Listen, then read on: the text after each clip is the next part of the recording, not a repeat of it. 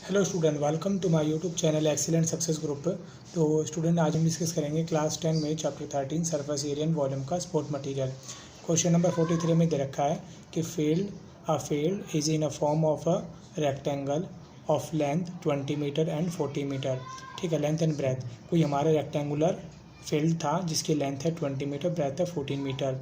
A 10 metre deep well of a diameter 7 metre dug is one corner. किसी एक corner के अंदर 10 metre गहरा इसमें कुआं खोदा जाता है। ठीक है, जिसका जो डायमीटर है वो दे रखा हमें 7 मीटर। जब भी डायमीटर दे रखा हो डिवाइड बाई 2 कर दो तो निकल के आ जाती है उसकी रेडियस। ठीक, फिर आगे बोला गया है अर्थ taken out of the well is spread evenly over the remaining part of the field. यानी कि जो इस कॉर्नर के अंदर कुआं खोदा गया है, इसमें से ज़मीन में जो मिट्टी निकलेगी, सोइल निकलेगी, उस मिट्टी को खेत में चारों तरफ फैला दिया जाता है। जिससे क्या होता है, जो खेत का लेवल है मिट्टी का, जो भी पहले नॉर्मल था, देखो नॉर्मल वाली ये वाला था खेत हमारा, बट कंटिन्यू मिट्टी निकलती रही, डालते रहे, जिसकी वजह से जो खेत का लेवल था वो पहले के मुकाबले में h मीटर ऊँचा हो गया। ठीक है, find the rise of the level of the field. तो बताओ जो ये हाइट बढ़ी है इसमें से मिट्टी निकालने पर, तो वो कितनी हाइट बढ़ी है, ये हमारा सवाल है। पहले हमें सवाल क्लियर होना चाहिए, आंसर तो हम बाद में सॉल्व कर लेंगे चाहे। ठीक है, कि क्वेश्चन है क्या ये समझना है। अब देखो, अगर इसको मैं यहाँ से देखूँ, साइड व्यू देखूँ, तो इसका कुछ लुक ऐसा होगा। अगर मैं इसे ऊपर से देखूँगा तो कुछ ऐसा होगा। जो मैंने डॉट डॉट से लगा रखी है ये हमारी मिट्टी है जो इस कुएँ से निकली होगी। ठीक है, अब देखो कुएँ में से जो मिट्टी निकाली है वो मैंने रिमेनिंग पार्ट में फैलाई है। मतलब वो मिट्टी यहाँ फैली है, यहाँ पर फैली, बट कुएं के जो ऊपर वाला पार्ट है यानी कि होलो वाला पार्ट, कुआं ऊपर से कुछ इस तरीके से नज़र आ रहा होगा।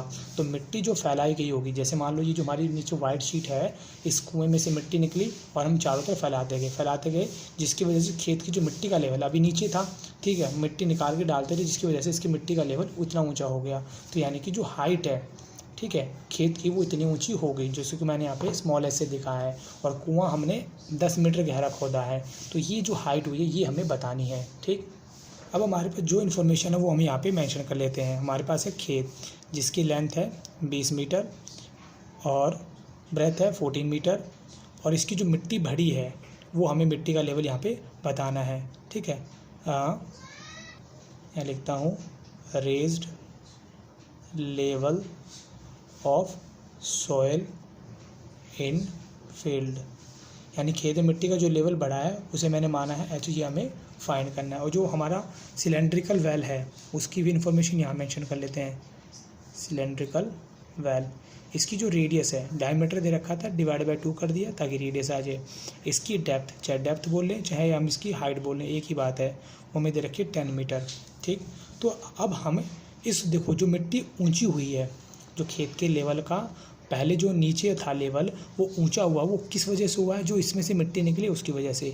तो यानी कि निकाली गई मिट्टी और बढ़ाया गया लेवल, इन दोनों का वॉल्यूम क्या होगा, सेम होगा। तो मैं इन दोनों के वॉल्यूम को यहाँ पे सेम कर देता हूँ। यहाँ लिखता हूँ volume of soil in cylindrical well, यानी कि सिलेंड्रिकल वेल में से, कुएं में से निकालेगी मिट्टी, उसका वॉल्यूम इक्वल होगा जो इस खेत के ऊपर डालेगी मिट्टी है उसके वॉल्यूम के इक्वल। तो मैं लिखूँगा volume of the raised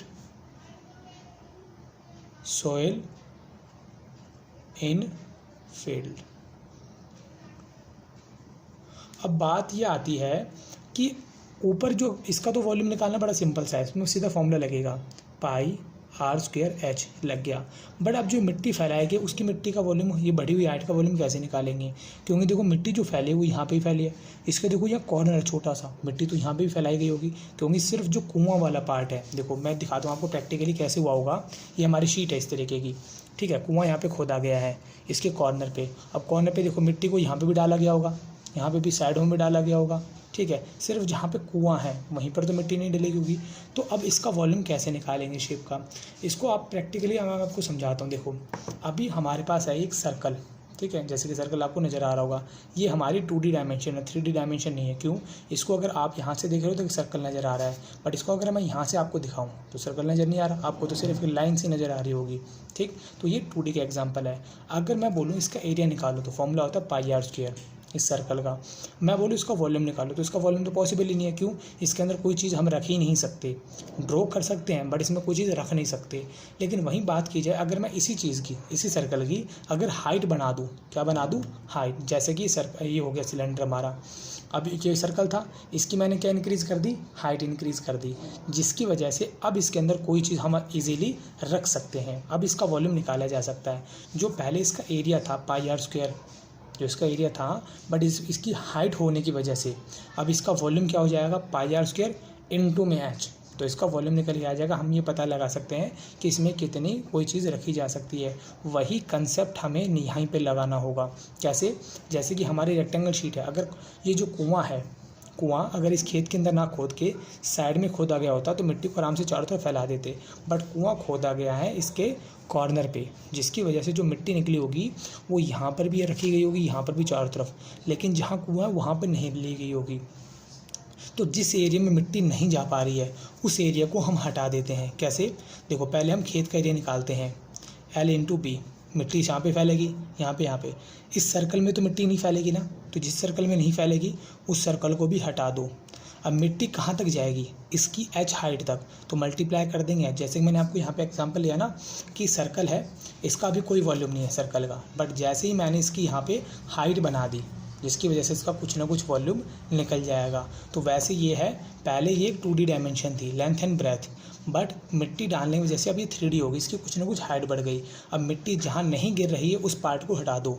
rectangle था, रेक्टेंगल में सर्कल में मिट्टी नहीं गिर रही है तो सर्कल को हटा दिया, और मिट्टी कहाँ तक गिर रही है? एच तक, तो मल्टीप्लाई कर दिया मैंने एच से। उम्मीद करता हूँ आपको ये कंसेप्ट क्लियर हो गया होगा। बस अब हमें इसको सॉल्व करना है। अब वैल्यू पुट करते हैं इसके अंदर हम। पाई की जगह 22/7। रेडियस कितनी दे रखी है? 7/2। स्क्वायर है इसलिए 2 बार। हाइट कितनी है? 10। लेंथ हमारी 20, ब्रेथ हमारी 14।